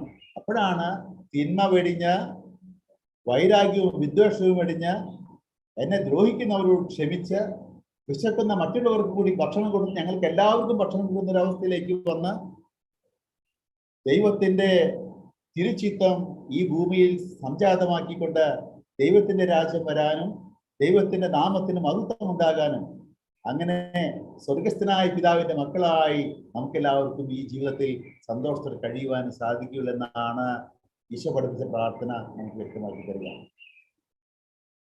ഇപ്പൊ നമ്മുടെ വിശ്വാസത്തിന്റെ അടിസ്ഥാന ശിലയായിട്ടുള്ള വിശ്വാസ പ്രമാണം സ്വർഗസ്ഥനായ പിതാവ് എന്ന പ്രാർത്ഥന. മൂന്നാമത്തേതാണ് 10 കൽപ്പനകള്. ആ 10 പ്രമാണങ്ങളിലേക്ക് നിങ്ങൾക്ക് എല്ലാവർക്കും അറിയാവുന്ന പ്രമാണമാണ്, നമുക്ക് എല്ലാവർക്കും അറിയാവുന്ന പ്രമാണമാണ്. നമ്മൾ മറന്നു പോവാണ്. പക്ഷെ ഈ 10 പ്രമാണങ്ങൾ പഴയ നിയമത്തിലാണ്. ഈശോ ഇതിനൊക്കെ പുതിയ മാനങ്ങൾ നൽകുന്നുണ്ട്, പുതിയ കാഴ്ചപ്പാടുകൾ നൽകുന്നുണ്ട്. ഇതിനൊക്കെ വ്യഭിചാരം ചെയ്യരുതെന്ന് പറഞ്ഞിരിക്കുന്നു. ഈശോ പറയാണ്, പക്ഷേ ഇഷയാസക്തിയോടുകൂടി സ്ത്രീയെ നോക്കുന്നവൻ പോലും അവളുമായി ഹൃദയത്തിൽ വ്യഭിചാരം ചെയ്തു കഴിഞ്ഞു. കണ്ടോ? വ്യഭിചാര കുറ്റത്തിന്റെ ആ വളരെ ബ്രോഡ് മൈൻഡഡ് ആയിട്ടുള്ള ചിന്ത, വിശാലമായിട്ടുള്ള അർത്ഥം കൂടി ഈശോ കൂട്ടിക്കൊണ്ടുവരാണ്. കൊല്ലരുത്, കഴുത്തു വെട്ടി കൊല്ലുന്നത് മാത്രമല്ല കൊലപാതകം എന്ന് പറഞ്ഞാല് വീട്ടില് കറിക്കരിയണ വാക്കത്തി നിങ്ങൾക്ക് അറിയാം അല്ലേ? നമ്മുടെ കയ്യില് ഒരു നാക്കത്തി ഉണ്ട്, അറിയാവോ നിങ്ങൾക്ക്? അതെ, നാക്കത്തി. ഈ നാക്കത്തി കൊണ്ട് എത്ര പേരെ നമ്മൾ മുറിവേൽപ്പിക്കുന്ന ഓരോ ദിവസവും. തമ്പുരാൻ എന്തോരം സൂക്ഷിച്ചാണ് ഈ നാവ് വെച്ചിരിക്കുന്നത് അറിയാവോ? നമ്മുടെ ഉള്ളിലേക്ക് ഇറക്കി വെച്ചിരിക്കുകയാണ്. കാരണം അവൻ അപകടകാരിയാണ്. അതിന് മുമ്പില് ഷട്ടർ ഇട്ടിട്ടുണ്ട്, പല്ലുകള് ഷട്ടർ ഇട്ടിരിക്കുകയാണ്. അല്ല, നിരപ്പലക, പല്ലുകളാകും നിരപ്പലകൾ വെച്ചിരിക്കുന്നു. ഈ കടകളിലൊക്കെ മുമ്പിൽ ഇങ്ങനെ പണ്ട് നിരപ്പലകിടില്ലേ, പലകൾ ഇട്ടിട്ടിട്ട് അതുമാതിരി പല്ലുകൾ വെച്ചിരിക്കുകയാണ് നാവിന്റെ മുമ്പില്. അതിന്റെയും മുമ്പില് ഷട്ടർ, ചുണ്ടുകള് ഷട്ടർ ഇട്ടിരിക്കുന്നു. അതിനുള്ളിൽ നിരപ്പലകൾ വെച്ചിരിക്കുന്നു. ഉള്ളിലേക്ക് ഇറക്കിയാണ് നാക്ക് വെച്ചിരിക്കുന്നത്. കാരണം നാവ് കത്തിയാണ്, അത് ആളുകളെ മുറിവുണ്ടാക്കും. മൂർച്ചയുള്ള കത്തിയാണത്, നാക്കത്തി. ഒന്ന് ആത്മപരിശോധന ചെയ്തേ. നമ്മുടെ വാക്കുകൊണ്ട് എത്ര പേരെ നമ്മൾ കൊല്ല ചെയ്യുന്നു. ഞാൻ എവിടെ വായിച്ചു കഴിഞ്ഞ ദിവസം, 10 നിമിഷം കൊണ്ട് ഒരാളെനിക്ക് നാവ് കൊണ്ട് മുറിപ്പെടുത്താം, പക്ഷെ 10 കൊല്ലം കഴിഞ്ഞാലും എനിക്ക് ആ മുറി ഉണക്കാൻ പറ്റില്ല. എന്നെ കാണുമ്പോ അന്ന് ഞാൻ പറഞ്ഞ കാര്യം ഓർമ്മ വരും. വളരെ സൂക്ഷിച്ചിരിക്കണം നാക്ക്. കൊല്ലരുതെന്നുള്ള പ്രമാണത്തിന്റെ വിശാലമായ അർത്ഥം ചിന്തിച്ചു വയ്ക്കണം. അത് ഞാൻ പറഞ്ഞ പഴയ നിയമ 10 കൽപ്പനകൾക്ക് ഈശോ പുതിയ മാനങ്ങൾ നൽകി. ആ പുതിയ മാനങ്ങളിലൂടെ നോക്കി കണ്ടു വേണം നമ്മൾ നമ്മുടെ ജീവിതത്തെ വിലയിരുത്താനായിട്ട്. കൊല്ലരുത്, വ്യഭിചാരം ചെയ്യരുത്, മോഷ്ടിക്കരുത്, മറ്റുള്ളവന്റെ വസ്തുവകകൾ സ്വന്തമാക്കാൻ നമുക്ക് എന്തൊരു ആഗ്രഹമാണ്. ഉള്ളത് കൊണ്ട് ഒരിക്കലും തൃപ്തിപ്പെടാത്ത മനുഷ്യരുണ്ട്. എന്ത് കിട്ടിയാലും ഒരിക്കലും സാറ്റിസ്ഫൈഡ് ആവില്ല, സംതൃപ്തിയില്ല. അന്യന്റെ വസ്തുക്കൾ സ്വന്തമാക്കാനുള്ള അനീതിപൂർവമായി മറ്റുള്ളവന്റെ വസ്തുക്കളെ സ്വന്തമാക്കുക, മോഷ്ടിക്കുക, അതൊരു സൂക്കേടാണ്. ആയിരുന്ന ഒരു പള്ളിയുടെ അടുത്ത്, ഒരു പള്ളിയുടെ ബാക്ക് സൈഡില് ഒരു വരാന്തയുണ്ട്. ആ വരാന്തയുടെ അവിടെ നിന്ന് കഴിഞ്ഞാൽ തൊട്ടടുത്ത വീട്ടില്, അവിടെ ഈ കടൽ തീരത്താണ് പള്ളി. അപ്പൊ വേലി കിട്ടുന്നവർക്ക് ഇങ്ങനെ ഈ ഒരുതരം ഷീറ്റ് വെച്ചിട്ടാണ് വേലി കിട്ടുക. പള്ളിയോട് ചേർന്നൊരു വീടുണ്ട്. ഞാനിവിടെ ചുമ്മാ വൈകുന്നേരം ക്ഷീണിച്ചു വന്ന് ഇച്ചിരി കാറ്റുകൊണ്ടിരിക്കാനാണ് വരാന്തയിൽ. കൈക്കാരൻ ചേട്ടൻ എൻ്റെ അടുത്ത് ഇരിക്കുന്നുണ്ടായിരുന്നു. ഇച്ചിരി വെള്ളടിക്കുന്ന ആളാ കൈക്കാരൻ. ഞാൻ നോക്കുമ്പോ ഈ വീടിന്റെ തൊട്ടടുത്ത് വേലി, വീടിന്റെ അടുക്കള ഭാഗമാണ് അവിടെ, അതിന്റെ തൊട്ടടുത്ത് വേലി, അതിന് ഇപ്പുറം തെങ്ങുമെന്നൊരു പട്ട വീണു. നിസ്സാര കാര്യമായിട്ടോ. ഈ പട്ട വീണു, പട്ടയുടെ കവളം പട്ട പള്ളിപ്പറമ്പ് കുത്തി നിൽക്കുന്നു. അതിന്റെ തുമ്പ് ആ വേലിമ ചാരി ആ വീടിന്റെ ഭാഗത്ത് തിരിഞ്ഞിരിക്കുന്നു. ഞാനിങ്ങനെ അങ്ങോട്ട് നോക്കി വെറുതെ കാറ്റുകൊണ്ടിരിക്കുമ്പോ പെട്ടെന്ന് കൈക്കാരൻ ചേട്ടൻ എണീറ്റ് ഒറ്റ ഓട്ടം ഓടി ചെന്ന് കവളം പട്ടന്ന് കന്നെടുക്കുക. അപ്പോ വേലി ഇട്ടിരിക്കുന്നത് മറ്റേ പ്ലാസ്റ്റിക് ഷീറ്റിട്ട വേലിയിട്ടിരിക്കുന്നത്. അവിടെ നോക്കി ഇങ്ങോട്ട് കാണത്തില്ല. ഞാൻ നോക്കിയപ്പോ പെട്ടെന്ന് ആ മറ്റേ വീടിന്റെ അടുക്കള വാതിൽ തുറക്കുന്ന ഞാൻ കണ്ടു. നല്ല സമ്പന്നമായ ഒരു കുടുംബമാണത്. ദാരിദ്ര്യം അനുഭവിക്കുന്ന കുടുംബമല്ല. ആ ചേച്ചി പതുക്കെ ഇറങ്ങി വന്ന് ഈ പട്ടയുടെ തുമ്പത്ത് പിടിച്ചുകൊണ്ട് ഒന്ന് വലിക്കുകയാണ്. വലിച്ചിട്ട് കിട്ടാണ്ടായിപ്പോ ചേച്ചി കുടഞ്ഞു വലിക്കുന്നുണ്ട്. അങ്ങനെ ഇവിടെ കവളപ്പട്ടയമ കൈക്കാരൻ കമ്മെടുക്ക. എന്നിട്ട് കിട്ടാണ്ടായപ്പോ ചേച്ചിക്ക് എത്തിച്ചു നോക്കിയപ്പോഴാണ് കൈക്കാരൻ ചേട്ടന് കവളപ്പട്ടയമ കമ്മെടുക്കുന്നത്. ചേച്ചി വേറെ പിടിവിട്ടിട്ട് പോയി അപ്പുറത്ത് കോട്ട് വന്ന് എൻ്റെ അടുത്ത് ഞാൻ ഇരിക്കുന്നുണ്ട് അവിടെ. അച്ഛാ അറിയാണ്ട് പറ്റിയതാട്ടോ എന്ന് പറഞ്ഞു. ഞാൻ ഇതൊരു പട്ടര നിസ്സാര കാര്യമാണ്. ഞാൻ ചിന്തിക്കുന്നത് ആ മകനെങ്ങാനത് അറിഞ്ഞ ചേച്ചിനെ തല്ലിക്കൊല്ലും. മറ്റുള്ളവന്റെ സാധനം സ്വന്തമാക്കാൻ നമുക്ക് വലിയൊരു ആഗ്രഹമാണ്. അതിന് മോഷ്ടിക്കാനുള്ള ഒരു ആഗ്രഹം ഉള്ളത് തൃപ്തിപ്പെടാത്തൊരവസ്ഥ. അതുമാതിരി കള്ളസാക്ഷ്യം പറയരുത്. ഒരുവിധ കാരണവശാലും നുണ പറയരുത്. കള്ളസാക്ഷ്യം പറയരുത്. തല പോയാലും കള്ളസാക്ഷ്യം പറയരുത്. ചിലർക്ക് വായ തുറന്നുണേ പറയുള്ളൂ. വളരെ എക്സ്പീരിയൻസ്ഡ് ആണ്. പറയുന്ന കേട്ടില്ലല്ലോ, ഒരിക്കലും സംശയിക്കില്ല. അതുപോലെ നുണ പറയുക ആൾക്കാർ മണിയായിട്ട് പറയുന്നതാണ്. ഞാൻ അങ്ങോട്ട് പോയപ്പോഴേ അവിടെ ചവന കണ്ടു. എവിടെ അന്ന് പോയിട്ടില്ല, വീട്ടിൽ നിന്ന് ഇറങ്ങിയിട്ടില്ല.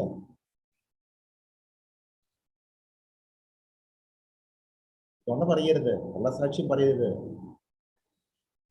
സിൻസിയർ. ഇനിയും 10 കൽപ്പനകൾ വരുന്നതാണ്. മാതാപിതാക്കളെ ബഹുമാനിക്കുക. നമ്മൾ വീട്ടില് നേരത്തിൽ ഭക്ഷണം കൊടുക്കുക എന്ന് പറയുന്നത് മാത്രമല്ല മാതാപിതാക്കളെ ബഹുമാനിക്കുക എന്നാണ് ഉദ്ദേശിക്കുക. അവരോട് സ്നേഹം, പരിഗണന. ഇതുപോലെ ഞാൻ വേറൊരു വീട് ഓർക്കുന്നുണ്ട്. ഞാൻ ഇരുന്ന പള്ളി തന്നെ, ഞാൻ ഈ കടൽ തീരത്തുള്ള പള്ളി തന്നെയാണ് ഞാൻ ഓർക്കുന്നതിന്. സംഭവം ഇടയ്ക്ക് വാച്ച് നോക്കുന്നതാണ്. നിങ്ങളുടെ സമയത്ത് എടുക്കാൻ പാടില്ല. കടലിന്റെ തീരായതുകൊണ്ട് അവിടെ ഈ മണല് നിറഞ്ഞ സ്ഥലമാണ്. കുളം കുഴിക്കുന്ന ഒരു രീതിയുണ്ട് അവിടെ. ചിലപ്പോൾ വെള്ളം കിട്ടാൻ വേണ്ടിയിട്ട് ഈ മണ്ണിങ്ങനെ ഇടിഞ്ഞിരിഞ്ഞുകൊണ്ടിരിക്കും. ഞാൻ മണ്ണിന്റെ തിണ്ടമേനൊന്നും ഇരുന്ന ഇത് കുളം കുഴിക്കുന്നത് കണ്ടുകൊണ്ടിരുന്നപ്പോ ഒരു വല്യപ്പൻ, കാരണം ഒരു വല്യപ്പൻ എൻ്റെ അടുത്ത് വന്നിരുന്നു. എന്നിട്ട് പറഞ്ഞു, പെറ്റമ്മ മറന്നാലും ഞാൻ നിന്നെ മറക്കില്ലെന്നല്ലേ പറഞ്ഞേക്കണേ അച്ഛാ. എന്റെ മോനും മരുമോളും എന്നെ ഉപേക്ഷിച്ചു പോയി, എന്നാലും ദൈവം എന്നെ കൈവിടില്ല.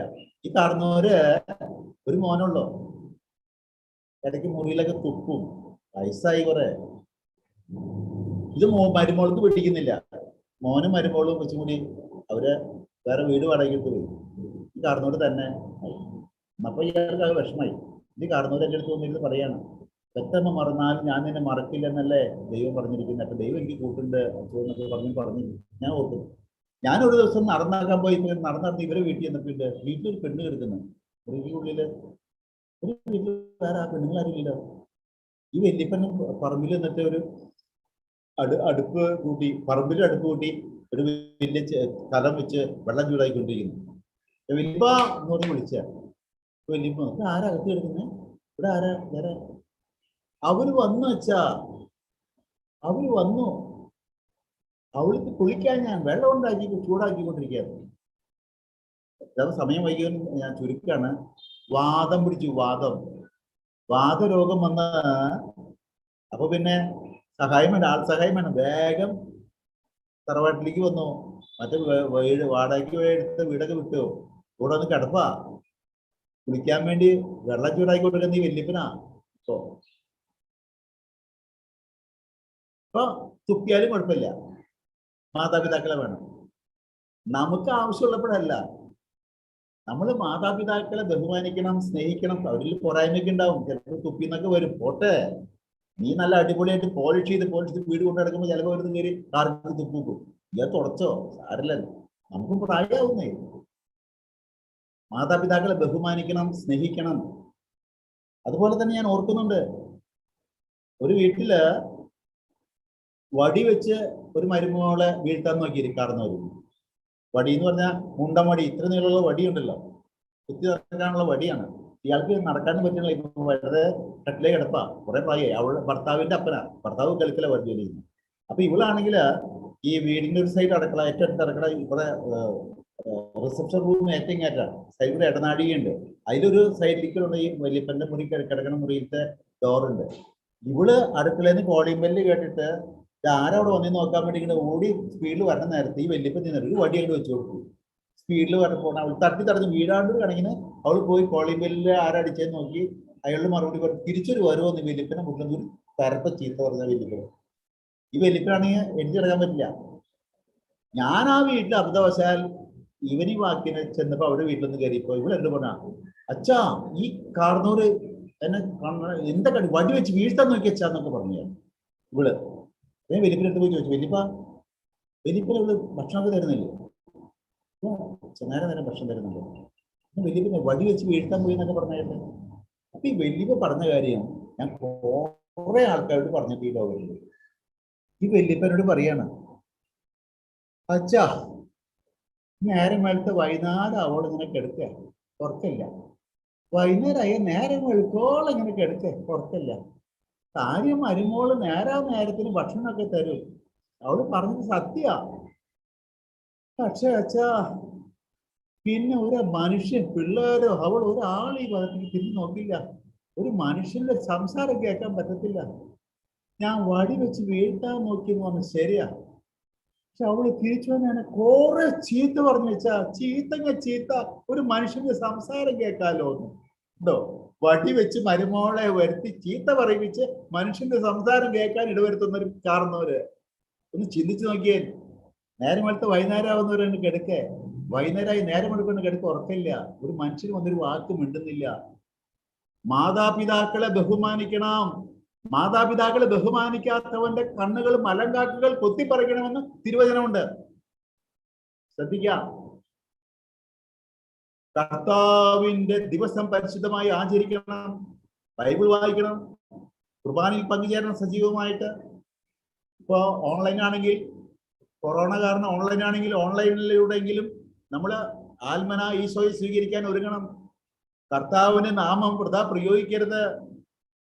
ബൈബിൾ വാചകങ്ങള് കളിയാക്കല്, ദൈവികാര്യങ്ങൾ പറഞ്ഞ് കളിയാക്കല്, അഭിഷിക്തരെ കളിയാക്കല്, കുറ്റം പറയല് എല്ലാം ശ്രദ്ധിക്കണം. പിതാവിന് അറിയാം ഒത്തിരി സ്റ്റാൻഡിൽ ഞാനിതൊന്നും കിടക്കുന്നില്ല. ഞാനൊക്കെ തമ്പുരാനെ കൊടുത്തിരിക്കും. തമ്പുരാനോട് മുട്ടിപ്പായിട്ട് പ്രാർത്ഥിക്കുകയാണ് കർത്താവ് തന്നെ പരിഹാരം ഉണ്ടാക്കി തരണോ. നിന്റെ കർത്താവായ ദൈവം ഞാനാകുന്നു, ഞാനല്ലാതെ മറ്റൊരു ദൈവം നിനക്ക് ഉണ്ടാകരുതെന്ന് ഈശോ പഠിപ്പിക്കുന്നു. നമ്മൾ പറയും ഞാനൊരു വിഗ്രഹാരാധനയ്ക്ക് പോയിട്ടില്ലെന്ന് പറയും. ഇത് പറഞ്ഞ ഉടനെ തന്നെ ഞാൻ പറയുന്നു ഞാനും നിങ്ങൾ വിഗ്രഹാരാധകരാണ്. എന്താ അങ്ങനെ പറയണേ? ഞാൻ തെളിയിച്ചു തരാം. നിങ്ങൾക്ക് ആകുലതയുണ്ടോ? എനിക്ക് ആകുലതയുണ്ടോ? എനിക്ക് ആകുലതയുണ്ട്, ഉത്കണ്ഠയുണ്ട്. നിങ്ങൾക്കുണ്ടോ? നിങ്ങൾക്കുണ്ട്, ഉണ്ട് ഉറപ്പ്. ഈ ആകുലതയുടെ അർത്ഥം എന്താ? നാളെയെ കുറിച്ച് കണക്ക് കൂട്ടാൻ കഴിവില്ലാത്ത ഞാൻ നാളെയെ കുറിച്ച് കണക്ക് കൂട്ടാൻ കഴിവുള്ള കർത്താവിന്റെ കസേരയിൽ കയറിയിരുന്നുകൊണ്ട് കണക്ക് കൂട്ടുകയും ആ കണക്ക് കൂട്ടലുകൾ മുട്ടുമോ ഇല്ലയോ എന്നുള്ള എന്റെ മനസ്സിന്റെ അസ്വസ്ഥതയാണ് ആകുലത. അതെനിക്കുണ്ടെങ്കിൽ ഞാൻ ഇരിക്കുന്ന എവിടെയാ? കർത്താവിന്റെ കസേരയിൽ. ആരുടെ സ്ഥാനത്താ? കർത്താവിന്റെ സ്ഥാനത്തിരുന്ന് കണക്ക് കൂട്ടിക്കൊണ്ടിരിക്കുകയാണ്. ഞാൻ ഇടയ്ക്കിടയ്ക്ക് ഒരു പാട്ട് പാടാറുണ്ട്. ഞാനല്ല ദൈവം, ഞാനല്ല ദൈവം, എന്നെ നയിക്കുന്ന നീയാണ് ദൈവം. ചിലപ്പോൾ ഞാനൊക്കെ ചിന്തിക്കും, ആകുലത ചിന്തിക്കും, അപ്പൊ ഇതെങ്ങനെയാ എന്റെ രൂപതയിലെ ഭരണങ്ങള് അത് ഇത് ഞാനല്ല ദൈവം, ഞാനല്ല ദൈവം, എന്നെ നയിക്കുന്ന നീയാണ് ദൈവം. ഞാനല്ല ദൈവം, ഞാനല്ല ദൈവം, എന്നിൽ വസിക്കുന്ന നീയാണ് ദൈവം. അറിയാണ്ട് നമ്മളൊക്കെ ദൈവമായിട്ട് മാറും നമ്മുടെ ചിന്തകളില്. ഇത് കണക്കൂട്ടാണ്. മുട്ടുവല്ലി എന്നുള്ള ടെൻഷനാണ് ആകുലത ഉൽക്കണ്ടെന്നൊക്കെ പറയുന്നത്. അപ്പൊ നമ്മൾ പക്ക വിഗ്രഹാരാധകരായി മാറുകയാണ്. കാരണം കർത്താവിന്റെ സ്ഥാനത്ത് കയറിയിരുന്നാൽ അതല്ലേ വിഗ്രഹ ആരാധന എന്ന് പറയുന്നത്. വേറെ വിഗ്രഹങ്ങൾ വെക്കല്ലേ, ഞാൻ തന്നെ കയറിയിരിക്കുന്ന കസേരയില്. അതാണ് ആകുലതയുടെ ബേസ്. അതുകൊണ്ട് 10 കൽപ്പനകള്: അന്യന്റെ ഭാര്യ ആഗ്രഹിക്കരുത്, അന്യന്റെ വസ്തുക്കൾ മോഹിക്കരുത്, മോഷ്ടിക്കരുത്, കള്ളസാക്ഷ്യം പറയരുത്, കൊല്ലരുത്, വ്യഭിചാരം ചെയ്യരുത്, കർത്താവിന്റെ നാമം വൃഥാ പ്രയോഗിക്കരുത്, മാതാപിതാക്കളെ ബഹുമാനിക്കണം, കർത്താവിന്റെ ദിവസം പരിശുദ്ധമായി ആചരിക്കണം, നിന്റെ കർത്താവായ ദൈവം ഞാനാകും, ഞാനത് മറ്റു ദൈവം ഉണ്ടാകരുത്. 10 പ്രമാണങ്ങള്. ഇനിയും 7 കൂദാശകള്: മാമോദീസ, തൈലലേപനം, കുമ്പസാരം, കുർബാന, രോഗിലേപനം, തിരുപ്പട്ടം, വിവാഹം. 7 കൂദാശകള്. ഈ കൂദാശകൾ എന്ന് പറഞ്ഞാൽ എന്താ?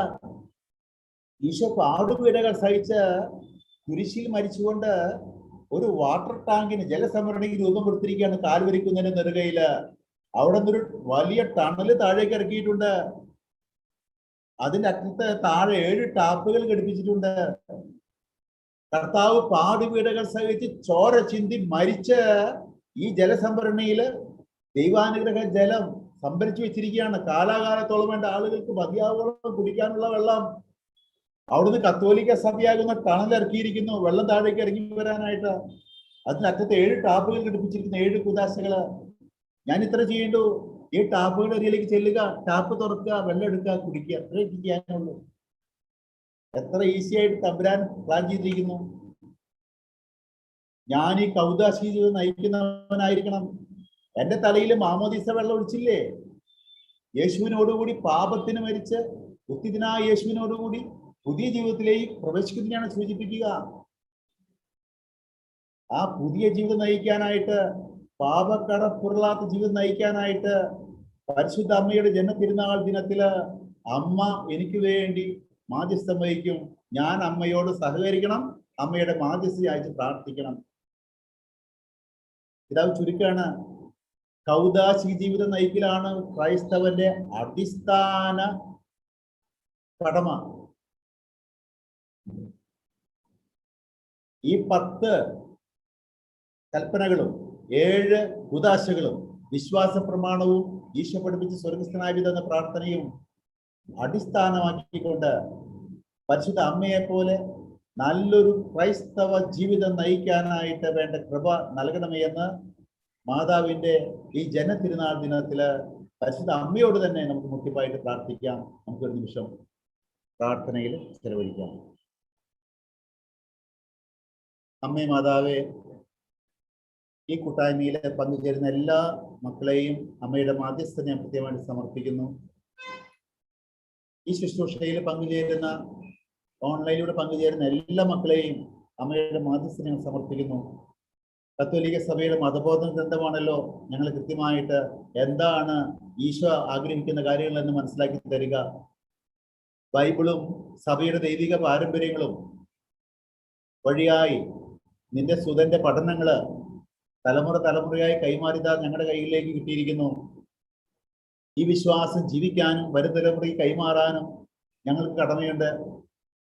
കർത്താവേ, ഒരിക്കലും സാത്താന്റെ കൽപ്പനകൾക്ക് വഴങ്ങിപ്പോകാതെ ഈശോയുടെ ദൈവത്തിന്റെ കൽപ്പനകൾക്ക് വിധേയപ്പെട്ടുകൊണ്ട് അമ്മയെപ്പോലെ പരിശുദ്ധവും വിശ്വാസ ഉറച്ചതുമായ ഒരു ജീവിതം നയിക്കുവാനായിട്ട് ഞങ്ങളെല്ലാം അനുഗ്രഹിക്കണമേ. പകർച്ചവ്യാധിയുടെ കാലഘട്ടങ്ങളിൽ പലപ്പോഴും നിന്നെ വിസ്മരിച്ച് ആകുലതകളിലും ഉത്കണ്ഠകളിലും ഞങ്ങൾ കഴിഞ്ഞ വിഗ്രഹാരാധകരായി മാറിയിട്ടുണ്ടെങ്കിൽ ഞങ്ങൾ മാപ്പപേക്ഷിക്കുന്ന ദൈവമേ, പരിശുദ്ധ അമ്മ വഴി ഞങ്ങളിലേക്ക് സമൃദ്ധമായിട്ട് അങ്ങ് അനുഗ്രഹങ്ങൾ വർഷിക്കണമേ.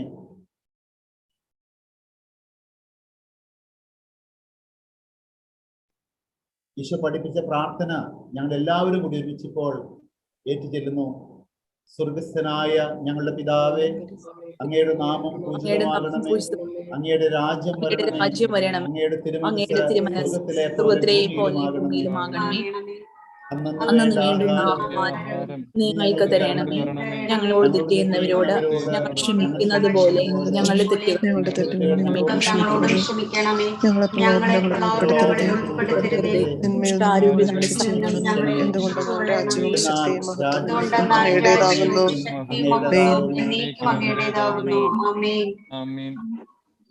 നമ്മുടെ കർത്താവ് ഈശോ മിശിഹായുടെ കൃപയും പിതാവായ ദൈവത്തിന്റെ സ്നേഹവും പരിശുദ്ധ ആത്മാവിന്റെ സഹവാസവും നാം എല്ലാവരോടും കൂടെ ഉണ്ടായിരിക്കട്ടെ, ഇപ്പോഴും എപ്പോഴും എന്നേക്കും.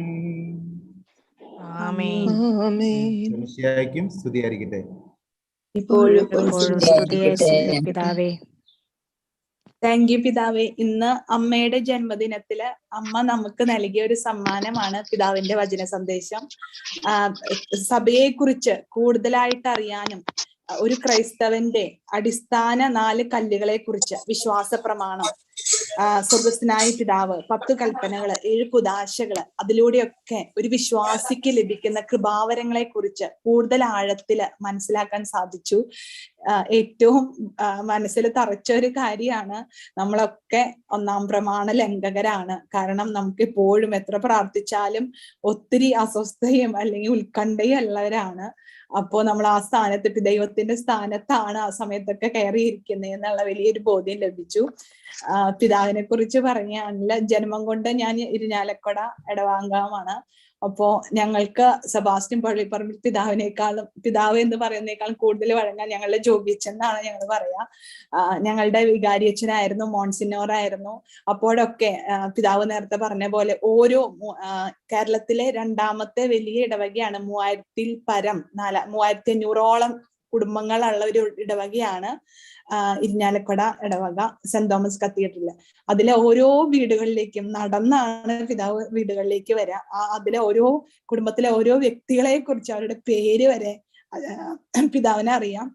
ഞങ്ങൾക്ക് ഏതൊരു സങ്കടം ഉണ്ടായാലും ഓടിയെത്താവുന്ന അത്രയ്ക്ക് അടുത്തായിരുന്നു പിതാവ് ഹൊസൂർക്കൊക്കെ പോയപ്പോ ഞങ്ങൾക്ക് ഒത്തിരി സങ്കടമായിരുന്നു. ഇനി പിതാവിനെ എങ്ങനെ അത്രയും അടുപ്പം ഏതൊരു വ്യക്തിയോടും ഒരിക്കലും ഒരാളും മറക്കാത്ത ഒരു, സത്യം പറയുകയാണെങ്കിൽ ഞങ്ങള് വികാരിയായിട്ട് മാറുമ്പോ ഒത്തിരി ആൾക്കാർ കരഞ്ഞു.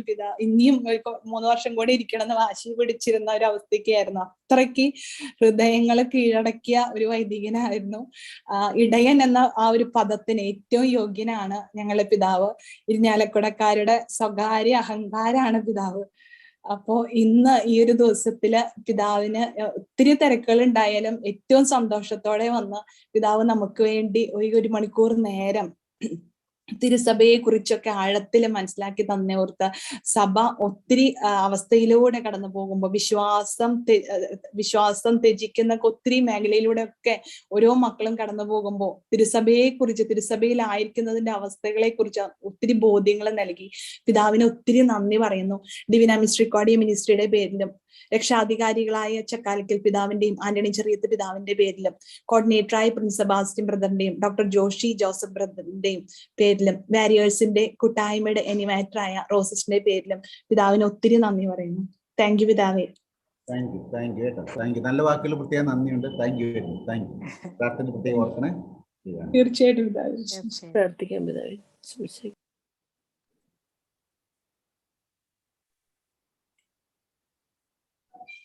Praise the Lord. Praise the Lord. ഈ നിമിഷം നമ്മൾ